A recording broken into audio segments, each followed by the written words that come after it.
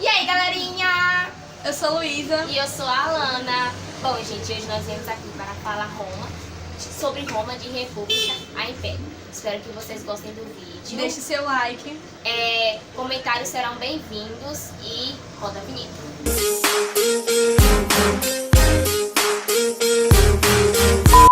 A herança da civilização romana.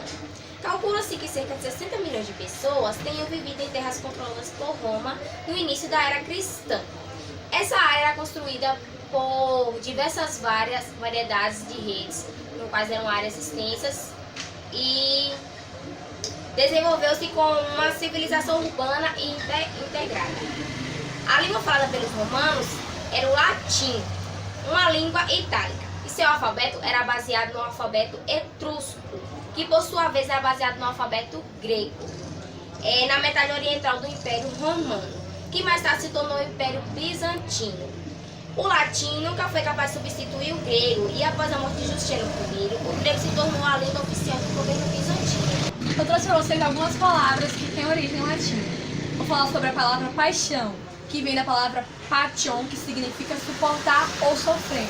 E arena vem da palavra latina arena com H, viu, gente? Que significa areia.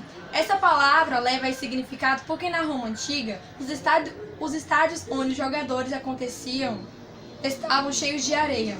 Assim, a própria arena com H ou areia se associou ao lugar onde os gladiadores lutavam entre si. Gente, também foi a partir de Roma que o cristianismo se expandiu, no caso na Roma Antiga. Só que o cristianismo, no início os cristãos eles eram muito perseguidos pelas pessoas do Alto Império. E eu vou ler aqui um pouquinho para vocês, para ver se vocês entendem um pouco mais. O cristianismo nasceu e desenvolveu-se dentro do quadro político-cultural do Império Romano. E durante 3 séculos, as instituições imperiais perseguiram os cristãos, porque a sua religião proibia aos fiéis de presentearem culto religioso ao imperador. Ou seja, para os romanos, os cristãos, eles eram pessoas ruins. E assim, eles eram perseguidos e muitas vezes até mortos por conta disso. Deve ser estranho, né? Sei lá, você seguir a religião. Eles eram obrigados a seguir a religião, porque senão eles eram mortos. Senão eram mortos. Eu falo também para vocês as origens de Roma. Muitas pessoas acreditam, ou seja, a origem mítica de Roma é que existiam 2 irmãos, Remo e Rômulo. Eles 2 eram filhos da jovem Réia e dos deus Marte. Ou seja, eles foram ameaçados de morte pelo rei Amúlio e eles foram jogados dentro de um cesto no rio Tigre. E eles foram criados e achados por uma loba e amamentados. E quando eles mais jovens, eles decidiram fundar uma cidade, Roma. Mas como eles disputavam entre si, Remo morreu e Rômulo acabou fundando a cidade, Roma. Por isso que daí que surgiu o nome Roma. Tá vendo, né? Muitas pessoas acreditam nisso. Acreditam nisso. Vocês veem que a bandeira é um amarelado, um alaranjado, um pouco do vermelho. E muitas vezes vem com o símbolo da loba e os 2 menininhos embaixo. Amamentando eles. Aí, no caso, isso é uma origem mítica que os antigos acreditavam. Bom, gente, agora nós vamos falar um pouco sobre o Império Monárquico. Este primeiro período de Roma foi marcado principalmente pela invasão de vários povos daquela região da Península Itálica, principalmente os etruscos, que eu falei há alguns minutos atrás, que dominaram a cidade e por cerca de 100 anos. E a sociedade romana dividia-se em 2 grupos, e eram os plebeus e os patrícios. A plebe era formada por integrantes de camadas sociais distintas, como os camponeses livres, artesãos e também urbanos, pequenos comerciantes e imigrantes de outros locais da Itália. O único traço em comum entre os plebeus era não possuir os mesmos direitos dos patrícios. Os patrícios eram os descendentes das primeiras famílias que povoaram Roma. Gente, os patrícios eram as pessoas da alta nobreza. E eles tinham muitas terras, eles eram proprietários e de grandes cargos públicos também. Por conta disso, eles acreditavam que tinham que mandar e comandar e fazer o que quiser dos plebeus. No caso, os plebeus eram servos dos patrícios. Isso é interessante, né, gente? Como eu falei pra vocês, que as coisas não iam mudar. Tá vendo? Que foi através do Conselho da Peble que as coisas começaram a mudar. Nesse caso aí, foi através dessa lei que os plebeus começaram a ter uma participação a mais no meio da sociedade. Uma república aristocrática. A República Romana, ao contrário das cidades-estados gregas, e particularmente de Atenas, não adotou a democracia. A participação política dos cidadãos na Roma republicana ocorria principalmente por meio de assembleias comitiva. As assembleias romanas eram instituições da Roma antiga que funcionavam com o braço legislativo do governo e, portanto, pelo menos em tese, aprovavam todas as leis. Como as assembleias funcionavam com uma base numa democracia direta, cidadãos ordinários e não representantes eleitos votavam. A Assembleia Tribal, ou Assembleia do Povo, da República Romana era uma assembleia democrática composta por todos os cidadãos romanos. Durante o período republicano, os cidadãos estavam organizados com base nas 35 tribos. As 4 tribos urbanas congregavam os habitantes da própria cidade de Roma, enquanto os demais cidadãos estavam tributos a 31 tribos rurais. Né? Ou seja, eles podiam colocar os magistrados que eles escolhiam para poder escolher as leis, ou seja, eles poderiam escolher a própria forma de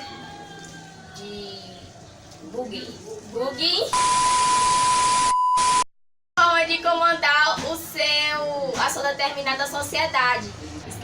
Magistraturas romanas. As magistraturas foram um dos 3 elementos básicos da República Romana. Os outros 2 foram o Senado e o povo. Entre eles, gente, existiam o cônsul, censor, pretor, edil e os questores. O poder do imperador. O advento do império não suprimiu as instituições republicanas, mas modificou o equilíbrio de poder entre elas. As assembleias perderam sua função e outras instituições, como o Senado e a magistratura, tiveram sua autonomia enfraquecida. Em contrapartilhada, as decisões dos imperadores passaram a depender da legitimação do Senado e o exército transformou-se em uma força política. O apoio dessa instituição tornou-se fundamental para o governo imperial. O imperador concentrava a função de comandante supremo e de tribuno da plebe, o que lhe permitia vetar decisões do Senado.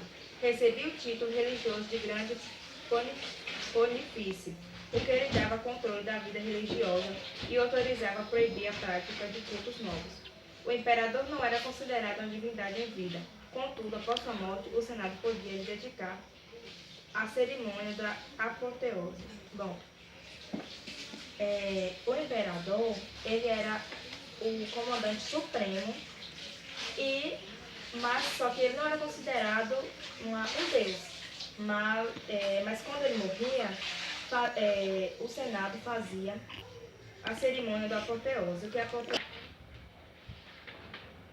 apoteose é um conjunto de homenagens a alguém, ou pode ser considerado uma consagração como Deus. A expansão militar romana. A estrutura do exército romano gerou condições para o sucesso de sua expansão militar. Os soldados eram pagos regularmente. Foram criados arsenais e quartéis e os equipamentos de guerra passaram a ser manufaturados, transformando o exército em uma força regular. A qualidade e a experiência tática dos comandantes romanos e dos centuriões também foram decisivas para o êxito das campanhas militares. Os centuriões romanos, comandantes de campanhas de longa experiência, recrutados entre os melhores soldados, formaram a primeira cooperação conhecida de oficinas profissionais da história. Eram eles que imbuíam as regiões de fibra, transmitindo de geração para geração o código da disciplina, e acumulavam experiência tática com a qual os exércitos romanos venceram centenas de inimigos ao longo de 5 séculos de guerra quase contínua. Algo que também se encaixa na expansão militar romana é a questão dos plebeus, que muitas vezes participaram das guerras e dos conflitos para que a Roma fosse ampliada. A crise social no fim da República. O enriquecimento de Roma beneficiava sobretudo os ricos proprietários dos latifúndios. Gente, para quem não sabe, latifúndios é um termo originário do latim, que significa latus. Significa espaço, espaçoso e intensivo, que serve atualmente para se referir à propriedade rural. Agora eu vou falar sobre a ditadura romana. Durante o século I a.C., com o fortalecimento do exército, alguns generais tomaram o poder em Roma e instalaram a ditadura.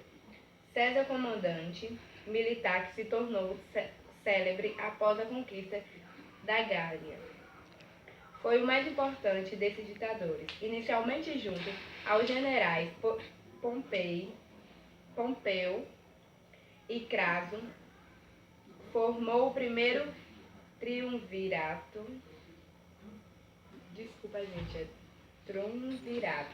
com o fim de garantir o domínio e a administração de Roma e dos territórios conquistadores. Após a morte de Graço no Oriente, César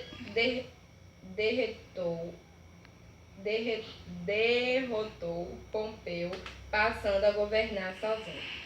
No curto período do seu governo, entre 49 e 44 a.C., alternando entre os seus cargos de ditador e do cônsul, realizou uma série de reformas e melhorias sociais que lhe garantiram grande popularidade. A Guerra Civil e o fim da República. Diante das reformas, Irmãos Graco e a brutalidade. Seu assassinato associado Roma popularizou-se em duas facções políticas, a dos populares, que defendiam a ampliação dos direitos de plebe, e a dos oligarcas, interessados em manter o privilégio de aristocracia. As duas facções entraram em confronto aberto, provocando uma guerra civil. Os conflitos foram duramente reprimidos pelo exército, que deixava de representar os cidadãos em armas, para se tornar um corpo de profissionais da guerra. Foi nesse contexto que eclodiu a maior rebelião escrava de que se tem notícia no mundo antigo, e a revolta de Espartaco. Nascido na Trácia, Espartaco era auxiliar do exército romano, antes de tornar-se escravo gladiador entre 73 e 71 a.C. Reforma agrária dos irmãos Graco. Nesse contexto de crise social, os irmãos Tibério e Caio Graco, oriundos de uma família plebeia enriquecida, empreenderam uma série de campanhas em defesa dos direitos dos cidadãos pobres da República. Tibério foi eleito em 134 a.C. e ele propôs uma lei para distribuir as terras públicas entre os cidadãos pobres. E Caio foi eleito em 124 a.C. Deu prosseguimento à camada de campanha pela reforma agrária. Caio propôs medidas ainda mais radicais, como a concessão da cidadania a todos os aliados itálicos e a distribuição gratuita de alimentos aos povos. E não foram poucos das curiosidades Que os romanos tinham, né? Eles tinham maneira diferente de lavar as roupas. Mas você viu como é que era? Vocês não queiram nem saber. Os romanos, eles usavam a urina para lavar a roupa. Que nojo! As lavadeiras enchiam um barril com roupas e em seguida derramavam urina. Depois disso, uma pessoa entrava e pisava na roupa para esculpir. Imagina o cheirinho. E agora vamos falar sobre o sabonete. Os romanos tomavam banho diariamente. No entanto, não usavam sabonete. Adivinha o que eles usavam? Bosta. Não. Em vez disso, eles se esfregavam com óleos. Não sabemos aonde desse óleo, se é algo de cozinha, ou pode ser qualquer um. E em seguida, os tiravam justamente com a sujeira. Usavam escovas especiais. Vou falar também sobre a monocelha. As mulheres que tinham monocelha, elas eram consideradas mais inteligentes. Ou seja, elas eram paralisadas pelos homens. Nossa!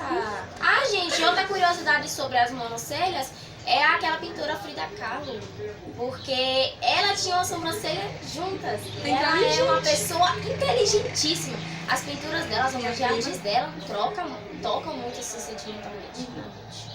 Vamos deixar algumas fotos dela também e das artes. Top. Então é isso, galerinha. Essas são algumas curiosidades pra gente. Espero que vocês tenham gostado, viu, gente? Espero que vocês tenham gostado. Deixa o like de vocês, Os comentários comentem. abaixo. E é isso aí, gente. Obrigada pela atenção. Tchau.